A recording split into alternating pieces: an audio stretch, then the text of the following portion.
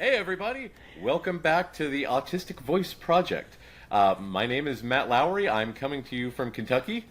And I'm Dr. Erin Findley. I'm coming to you from California. And we were talking about the agenda because, okay, so for those of you who are just The listening autistic to agenda.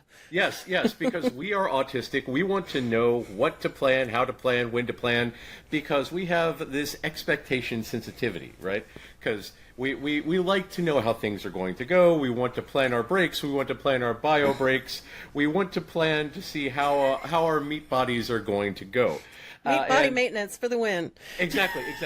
And before we get into today's topic, this is a thing that I want to tell Erin about, but I figured we'd tell everybody about too, because Beautiful. I love it. Have you, Erin, or listeners, because Erin can respond to me, listeners cannot, because listeners come from the future, and I cannot hear the people in the future, even though they're screaming at us right now.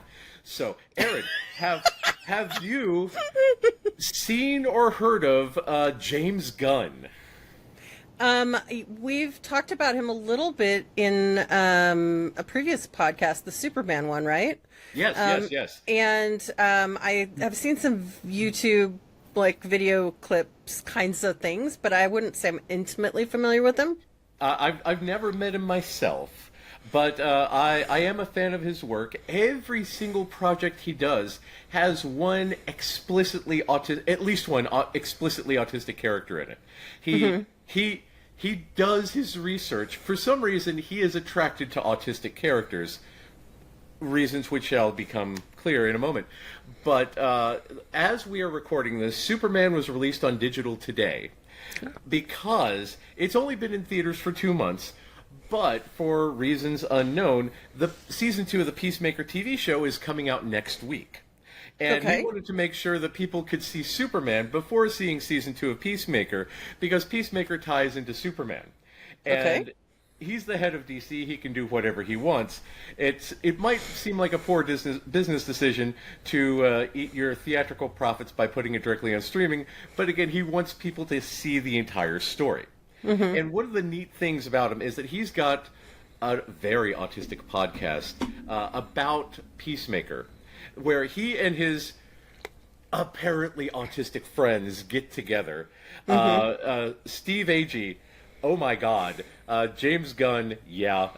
Chakudi Woody, oh my god. He was the High Evolutionary in Guardians of the Galaxy. He was in season 1 Peacemaker. And he was on there talking about how, as a child, he didn't play with toys. He liked to repeat things that he saw on TV. Okay. So, just straight up echolalia. And nice. oh, that's nice. And they had a moment where they were just sitting around the table repeating, oh God, I can't remember the name, Hampshire, over and over and over again. It just went around them, and they had an echolalia circle. But nice. The reason I bring this up is because we were talking about the need for breaks, because you might need to go shit. I mean, I think I've taken care of that already today, but you never know. I'm drinking a tankard of coffee because that's how my brain works. I need the caffeine. Which has some predictable effects in the body, typically. Yeah, I always said that the side effect of drinking Starbucks is that, you hear the Starman theme from Mario and have an explosive colon. So, such is the way. I prefer Joffrey's coffee, because Joffrey's coffee is the coffee that they serve at Disney World. And, it is delicious, very mild coffee. Joffrey's, please pay us.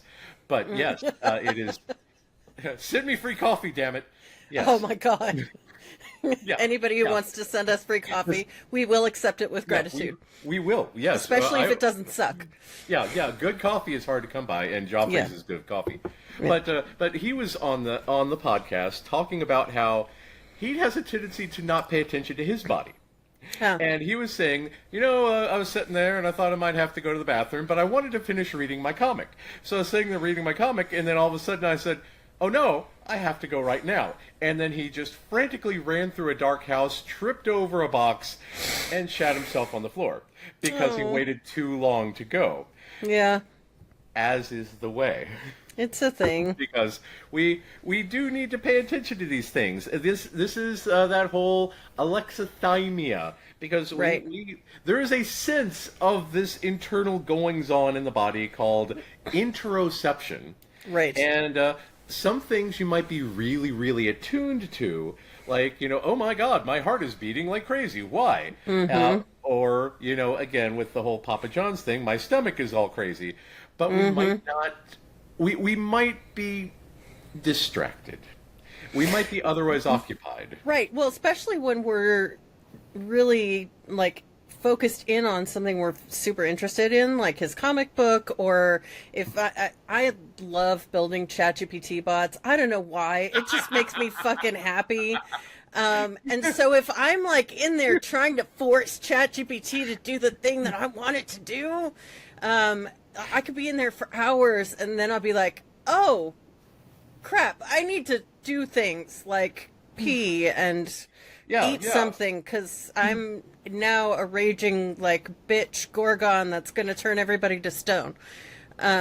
So we have both building robots and a Greek mythology reference there. So in case anyone's wondering, we're autistic. Yeah. Yeah. So, dear listeners, if this is the kind of thing that appeals to you, welcome. You're in the right place. Welcome home. And that brings us to our topic today of self-identification. That's right. Because this is the thing. We've talked before about the gatekeeping that comes with diagnosing, and for the longest time, the whole autism word was a closely guarded secret only bestowed upon the sacred few that were deemed to like trains enough and flap enough to warrant a medical diagnosis. Yeah. But the more we learn about autism, the more we learn about the heritability and the traits, and again speak to autistic people, which is really should have been step one. Yeah. We learn about all of these internalized components and all of the various ways that autism can present in children, in adults, across genders, across cultures, across the lifespan, and that the current model is very, very much based on young white cisgender heterosexual boys. Middle class. Middle class, yes. Because again, or if you're more poor, affluent, right? yeah. Because if you're you're poor, you don't have autism. You have a behavioral disorder.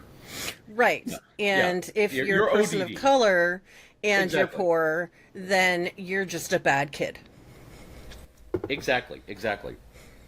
Someone brought up a topic a while back in Autistic Connections, our Facebook group, about Chris Rock being diagnosed with NVLD, nonverbal learning disorder. Nonverbal learning disorder, because again, it's like quote unquote distinct anxiety. What does that mean? Because again, there is a very, very racist tendency to diagnose white people with autism and people of color with literally anything else. Yeah. And I remember early in my clinical training, they actually talked to us about that. It was in a more progressive. I'm in California, right? So it was in a more progressive agency. Yeah.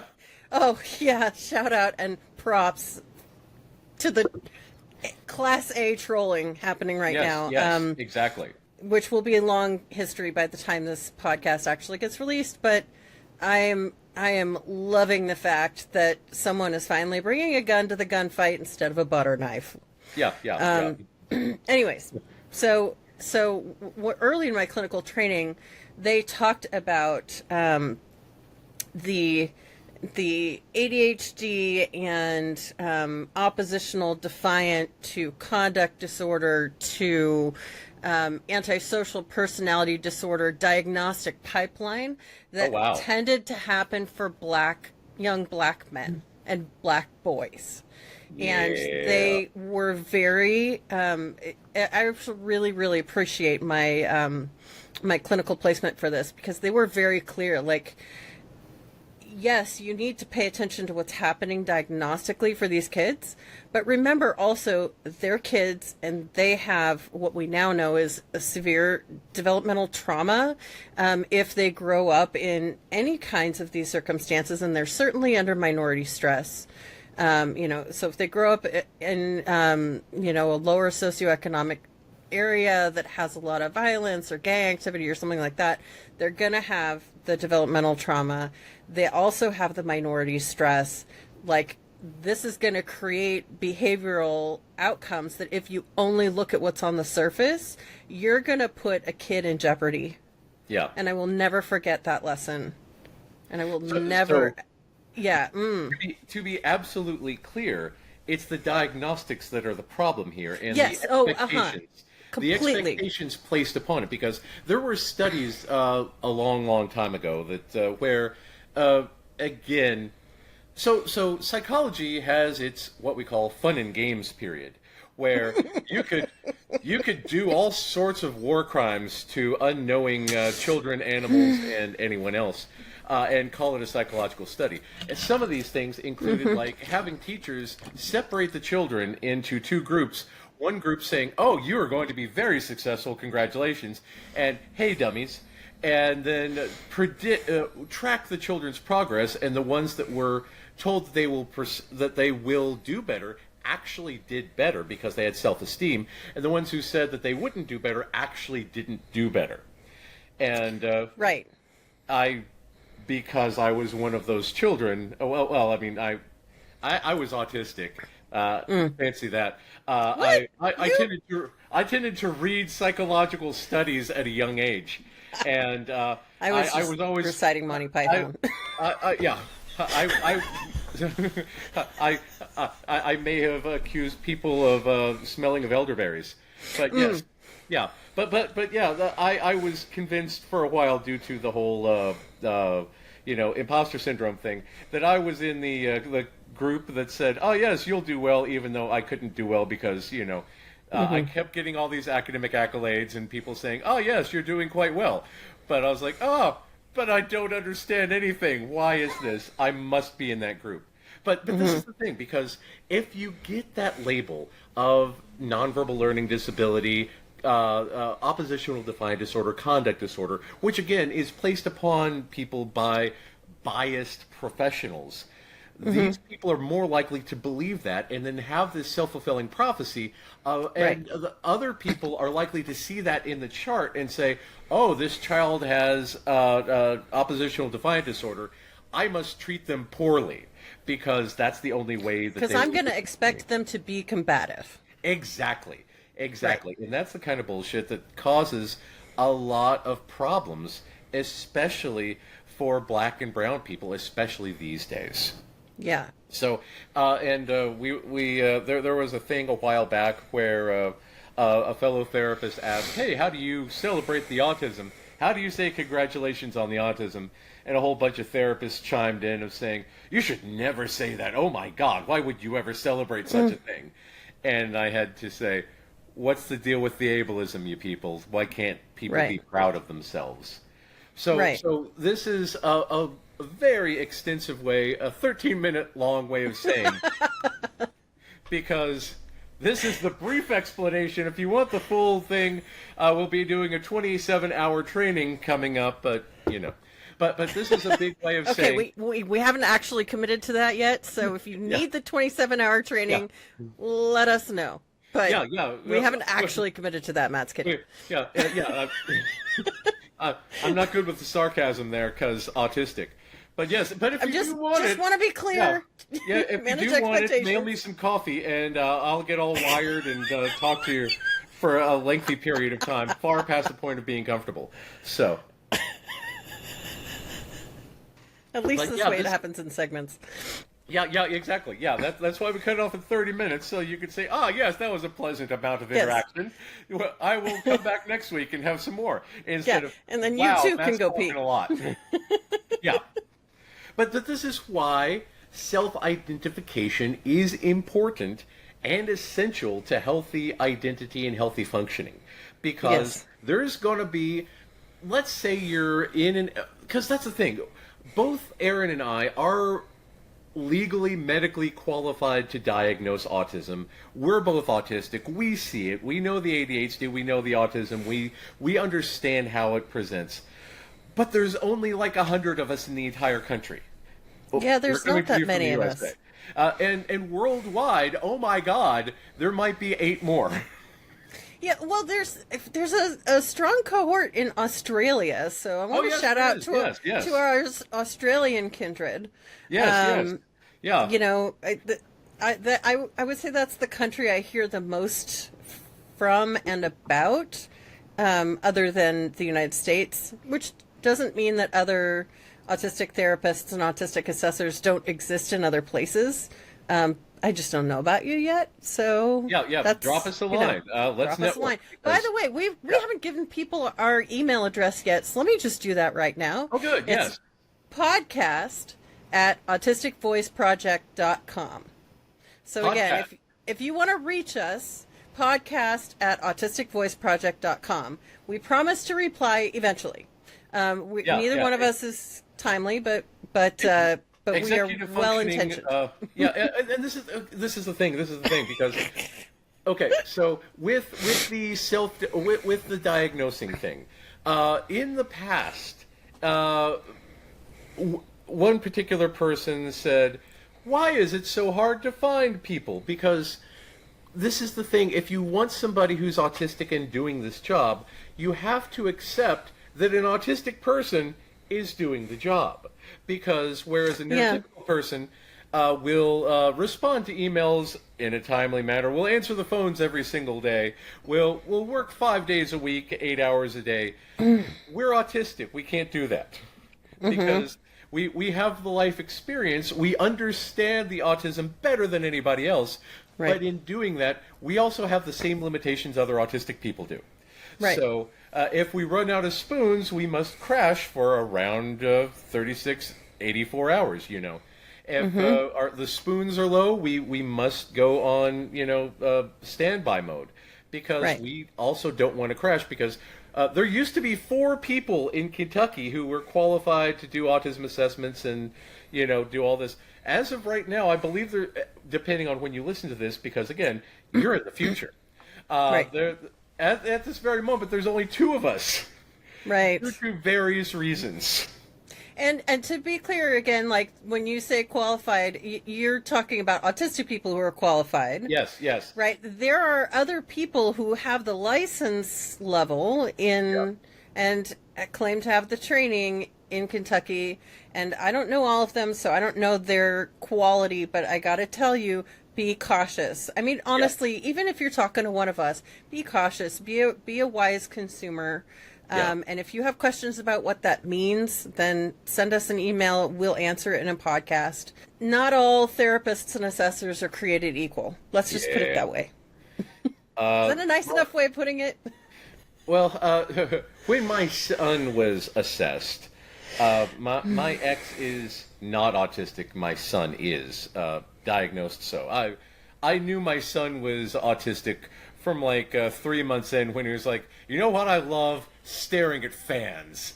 And I was like, oh, hey, he's like me. He's like me. He's like me. And I was like, oh. And that's when I came out of the neuro closet because I was like, I really have to make some changes in the world to child-proof the world for my child. And when my ex split, I was like, my son's autistic. And she's like, well, we'll see about that. And I was like, I know people that can do the evaluation. She said, well, I want somebody unbiased. Because, again, that's... So she took him to a place in Louisville, had a 2-year waiting list. And they went in, and my son was happy to see me. Because, again, every time I pick him up, we go to McDonald's and we get a Happy Meal, and at the time we got a vanilla milkshake, Banilla, because, again, he was adorable. But we went in. He still is adorable. What are you talking about? Yes. He's he a was cutie shorter patootie. and adorable. He is. Well, true. Yes. But we went into the evaluation, and this guy who, again, is a psychologist, he got the degree, and he was doing the evaluation, and he asked my son some questions. My son wanted to give him a lecture about electric towers and the Eiffel Tower. My son did not ask him any questions about the evaluator's grandma, because why? And then my son just kept telling him that Daddy was going to take him to get a Happy Meal with a vanilla milkshake. Nice. And this guy decided that my son has an IQ of 70 because he didn't ask about the evaluator's grandmother and had poor social skills, et cetera, et cetera, et cetera. Mm-hmm. And this guy was like, well, nobody knows what causes autism, but we know it's a debilitating lifelong disease. And I was like, well, actually, we do know it's genetic, and I'm autistic, my mom's family is autistic, et cetera, et cetera. And he's like, well, agree to disagree. And I was like, disagree with science? Really? Oh, God. Oh, God. And again, one of the reasons that, Cade was on the podcast is because I was teaching a group of holistic psychologists about us, and the holistic psychologists were shocked to discover that we can breed. What? Yes. Huh. Okay. So, yeah. Again, I tell the story frequently. It's to the point where it's become a script. But I started off, as I do with most presentations. Hi, I'm Matt. I'm autistic. My son's autistic. My mom's family's autistic. Here we are. And this psychologist, again with a PhD, or yes, I think it was a PhD, said, excuse me, might I interrupt? And like, go for it. Ask a question. I'm very comfortable with questions. And he said, is he you have a son? Yes, I do. Is he your biological son? Why, yes, he is. How did you make him? The standard way? Yeah, I said, the old-fashioned way. Why do you ask? I was like, I got pictures, but, but we have video too, but yeah, I'm not going to show it to you. Yeah, exactly. But yeah, it's but he was under the impression that we can't breed, possibly due to either not understanding the mechanisms or being born without genitals. I don't know. We're not mules. Everyone, for anyone who doesn't know, mules are a crossbreed between what, horses and donkeys, right? Yes. Right, and they are all sterile, right? Ah, yeah. So we are not mules. Yes, egg, sperm. Yeah. They connect. They make babies. This is our top if there's an recruiting implantation into a uterus. Yeah. And I might add, there's a lot of autistic people who have uteruses. There are. Yeah. I don't know if I ever told you this, but What's that? Did I tell you that, because I used to live in a different part of Kentucky, in the boonies, and I used to do evaluations for a school down there, which shall remain nameless, but they stopped accepting my reports when I diagnosed a girl with autism. Oh. And the school psychologist, again, PhD, told me to my face, Matt, girls can't be autistic. Girls have ADHD, and boys have autism. I said, yes, like all cats are girls and all dogs are boys. And she thought I was insane. So she said that they would no longer accept my reports because I was unreliable in diagnosing a girl with autism. Forfend. Yeah. Also because I'm a sarcastic bastard, so here we are. Because I can't help it. That's yes.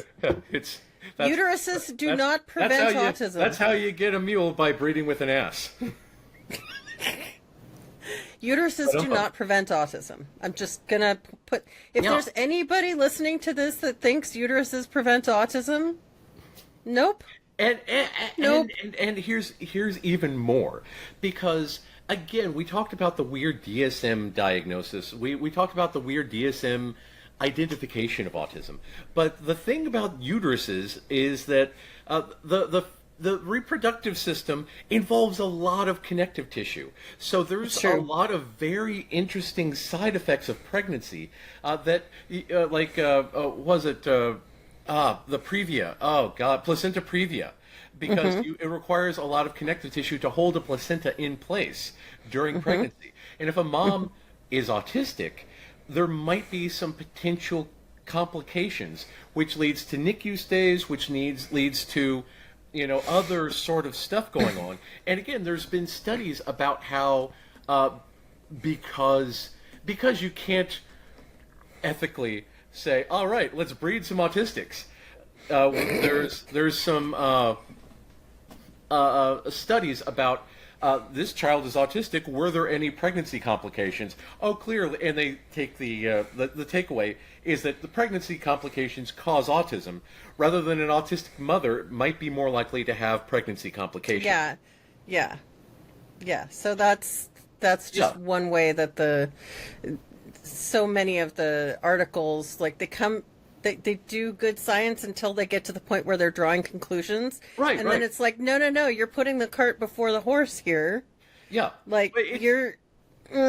Yeah, it's like the one where, because I share this article a lot, how the neurotypical researchers wanted the autistics to play this game, and the autistics refused to cheat, the allistics all universally cheated. So the takeaway by the researchers was that we have, quote, a rigid moral inflexibility that prevents us from succeeding. Yeah. God forbid we should want to, like, follow our own internal compasses and stick with what's right. And again, this leads into our PDA, which is frequently misdiagnosed as ODD and conduct disorder and all this other stuff, instead of just saying, no, that's wrong, I don't want to do that. And that's the PDAers of the country are the ones that will save us from fascism. So for those who don't know, PDA is referred to. Some people just think of it as the initials, but in this case, we're not talking about public displays of affection, which is one of the common ways that the three-letter acronym, or the initialism, actually, is what it is. PDA is used. So PDA originally, when defined by outsiders, non-PDAers, was pathological demand avoidance. Because anything that is different is pathological. Right. Over time, the PDA letters have stood for different things, and so if you know a PDAer and you're interacting with them, please ask them how they define their PDA. Is it just the letters, or does it stand for pathological demand avoidance, or does it stand for something different, like persistent drive for autonomy? That's the one I use most often when I'm describing it to other people, because I think that that's the frame that many people who aren't PDAers can recognize, and it's not pathologizing, but always, always, always yield to the person's identity as they present it to you, if you're talking to a PDAer. Also, demand avoidance exists outside of PDA, and these are two separate things. And it's really important to remember that. So, the degree to which we do the thing. Right. Like, if you are reacting to your nervous system internal demands, external demands, it doesn't matter where it's coming from. If you're reacting to your nervous system demands or anything else like that, with a very strong drive for autonomy, which actually interferes with things that you want to do, not just in one area or one topic, but across the board, you're more likely to be a PDAer than if you're experiencing demand avoidance in a certain category or from a certain person. Like, if my husband came up and told me to do something, which he doesn't anyways, but if he were... he learned a lesson. Well... Oh, we've definitely we've done our work, him and I, I love that man dearly. But if I were a PDAer and if my husband told me to do something, I would have an internal resistance even if I wanted to do the thing. Yeah. If I were struggling with my husband and I were not a PDAer, I might also struggle to do the thing that he wanted me to do, right? Yeah. But it's two different issues that look the same on the surface. Yeah. So and again, this is the big thing because and this is where it comes back Yeah. to self-identification. We Yeah. gotta get to know what's going on under the surface from the lived experience out instead of the external observations in. yes, because So that's take it away. yeah. Well, 30 minutes in. Oh God. Yeah. Well, we This needed might the be a part warm-up. two. Yeah. Well, we'll talk briefly about this, and then we will talk about a part two because yes, we need that prelude of why this That's is right. important. We're getting into the groove. It's good. Exactly, because this is the thing. Because again, you can go. There are lots and lots of people who are licensed, but when you do the math, it turns out that Erin and I each represent 0.00017% of the available professionals out there who are legally able to diagnose autism. 0.00017%. I always thought I was unique. Yeah. There are lots and lots and lots of people out there who diagnose from the external and say, yes, I will check off this checklist if he lines up trains, and I say he because it's always a he, because they. Because that's a stereotype. Exactly. But you know you better than anybody else. And this is why this is important to understand the internal experience of being autistic. And this is where our expectation sensitivity is going to come in.